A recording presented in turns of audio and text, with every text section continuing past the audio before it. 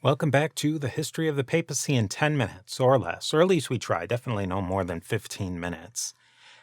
Today we are going to talk about a major culture clash. This is a really strange and not very well known story, and it's a culture clash inside of Roman Catholicism, a clash between the mainstream and an outlier group. So, what are we talking about then? A little context first, not too much though. The Roman Catholic Church is mostly based on the Latin culture that came out of the 800s CE AD.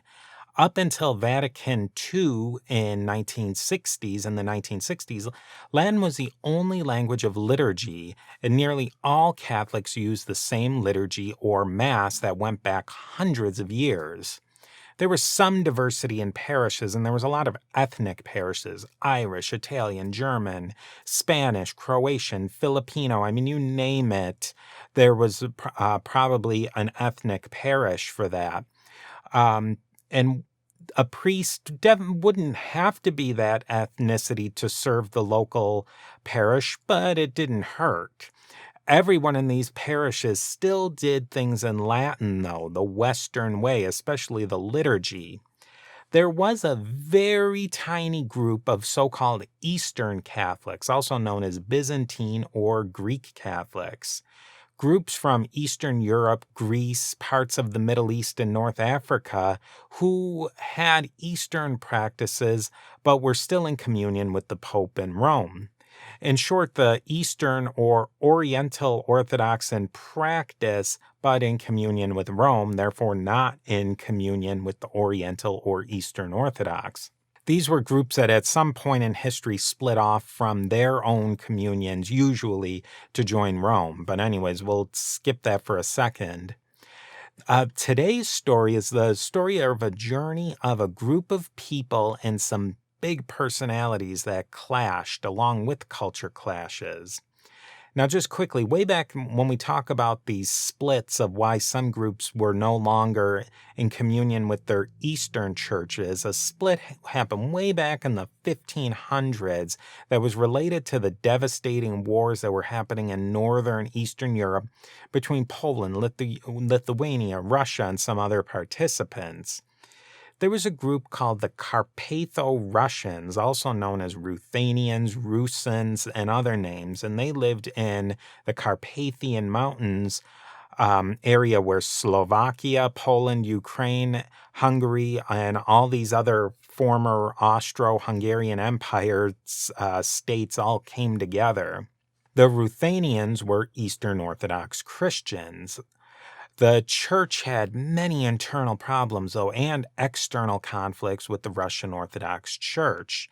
They split from the Orthodox Church in 1596 in something that was called the Union of Brest, named after a city in modern-day Belarus. They entered into communion with the Roman Catholic Church under the Pope. Now, I wish I could get into the politics and the geography and all this. It's absolutely fascinating, but that could be for another episode.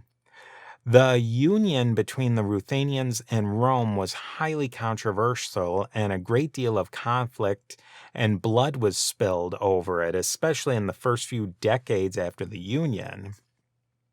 And there really is bad blood between the Orthodox and the Catholic Church over this union to all the way up till today. And as a matter of fact, many, if not most, Carpatho-Russians are still in communion with Rome through the Ukrainian Greek Catholic Church. During the 1800s and the 1900s, if we're going to fast forward a little bit, many Eastern Europeans emigrated to the United States and Canada, including Ukrainians and Ruthenians. These Eastern Catholics set up their own parishes and areas that they settled. The hierarchies in the Old World and the old Austro-Hungarian Empire, they were the ones who would be the local bishop for that Eastern Catholic parish, and parishes were usually really spread out, and clergy were assigned to a wide geographical region in the U.S. and Canada, and they were responsible for many parishes. They were in communion with the regular Western Catholic churches of the area, but they were not under the hierarchy of the Latin Catholics. And for the most part, usually these Eastern Catholics would just slide under the radar. The local Latin Catholic bishops didn't care much what they did, as long as they weren't a problem. And this is the point where the clash of cultures, languages, and a new element, becoming American during a time of mass immigration, would all come smashing together. In 1889, Alexis Toth, a Ruthenian Catholic priest from Slovakia, was assigned to be the pastor of a Greek Catholic church in Minneapolis, Minnesota.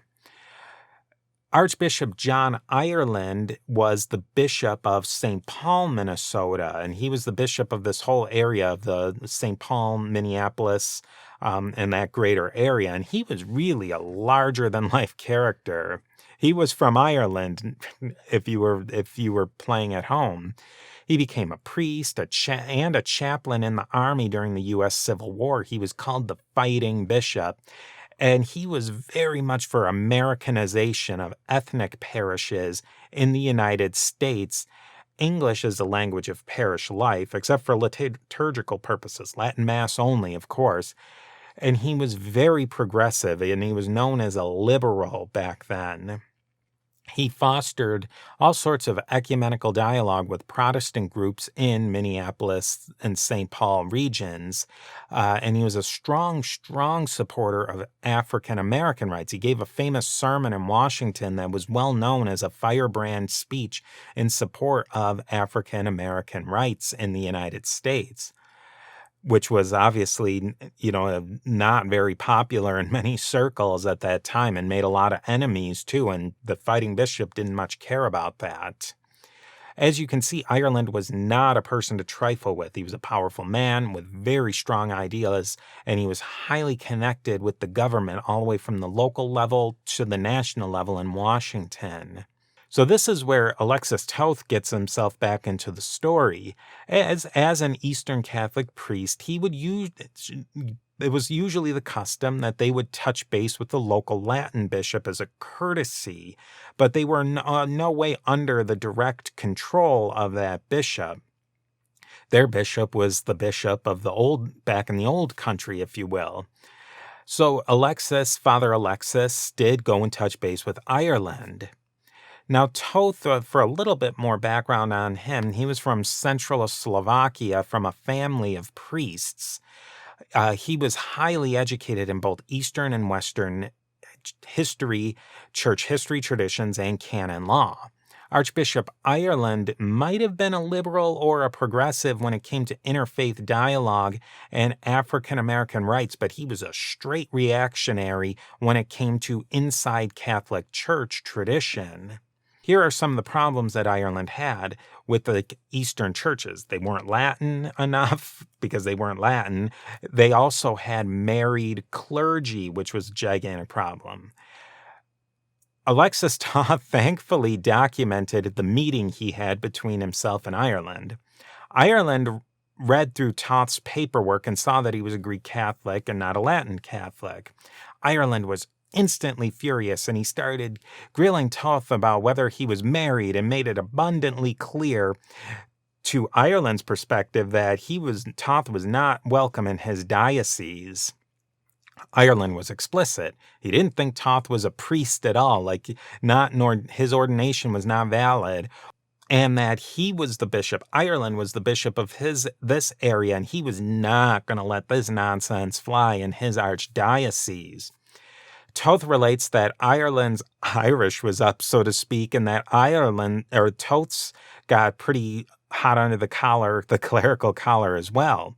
We don't get Ireland's side of this story, but the fact that Toth admits that he got equally fired up as Ireland probably says enough that this was a fairly contentious meeting that boiled over. Ireland made it abundantly clear where he stood on Greek Ruthenian Catholics and where they could go, which was take a hike. Toth knew he was in trouble. He wrote his archbishop back in Austro-Hungary, but he never heard anything back, and we don't know exactly why that is. letters didn't make transatlantic journeys very well back then. It could be that the bishop way back in Slovakia just didn't want to get involved with this, and maybe he was throwing Thoth under the bus. Who knows? Thoth knew that Ireland technically didn't have a right to shut down the Greek Catholic churches or force them to Latinize in his archdiocese, but Thoth and his parishioners felt they needed to have some options because that shutdown could happen at any time. And there was an option. The very small Russian Orthodox community on the west coast of the United States was the option. Thoth began to dialogue with the head bishop in San Francisco. And keep in mind, at this point, these are very strange bedfellows because the Russian Orthodox and the Greek Catholics, despite all these commonalities they had, really despised each other. But that changed in the U.S. and Canada. With nowhere else to go in the Catholic Church, these Ruthenians, Greek Catholics, found an outlet with the Russian Orthodox Church. Many parishes converted, or we could say returned, after the split of the Treaty of Brest back to Russian Orthodoxy. That one's very much under controversy, so take that as it may. Thoth worked to bring many, many, many more Ruthenian Greek Catholic parishes over to Russian Orthodoxy over the years, as many as 20,000 converts. Thoth's movement of conversion eventually built the framework for what is known as the Orthodox Church in America. For his efforts in 1994, Alexis Thoth was made a saint of the Orthodox Church. To finish up Ireland's story, he continued with a successful career. He's remembered today with the name of a street through central St. Paul, Minnesota.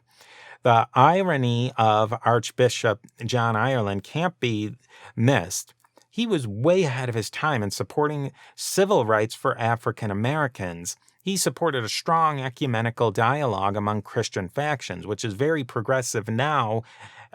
Even over 100 years later, this is pretty progressive stuff. But he brutally suppressed the rights of a group inside of his own ranks, a group that had very specifically defined rights. It's hard to square the circle with Ireland. Why did he seem to follow two really different logical paths? I don't know. Maybe it was that he couldn't take dissent against his own beliefs from inside of his own ranks. He was really looking for cheerleaders to bolster what he thought was right. It was fine for him to take a radical position or push the envelope on his own, but he couldn't stand anyone else going against his own notions. This contradiction wound up causing a decent-sized rift inside of U.S. Catholicism. And there's just so many different dimensions to this story that make it fascinating. Clashes of language, culture, tradition, politics, layers and layers of history and conflict, which I think this one, it also in the conflict of the narrative of U.S. history as well, of people who could be seen as very progressive in some domains, but also very not progressive in other domains. I love stories like this. And really, time's up today for the history of the papacy in 10 minutes. But if you like these stories, definitely subscribe and we'll have more for you.